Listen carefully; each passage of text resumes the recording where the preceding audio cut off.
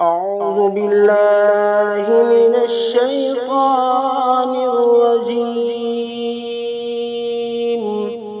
سورة البقرة مدنية پارٹ نمبر 8 آیت نمبر 36 سے 40 کی تلاوت سماعت فرمائیں۔ بسم اللہ الرحمن الرحیم۔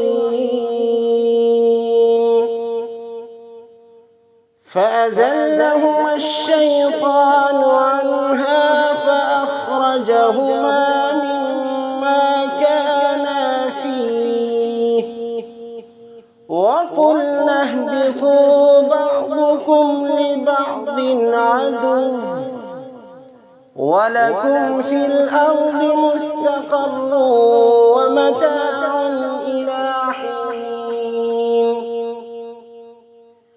فتلقى آدم من ربه كلمات فتاب عليه إنه هو التواب الرحيم.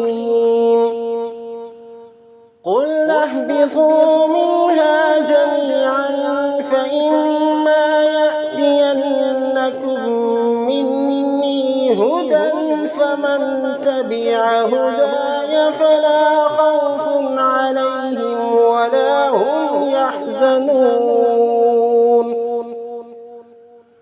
والذين كفروا وكذبوا بآياتنا أولئك أصحاب النار هم فيها خالدون. يا بني إسرائيل اذكروا نعمتي التي أنعمت عليكم وأوفوا بعهدي أوف بعهدكم وإياي فارهبون. صدق الله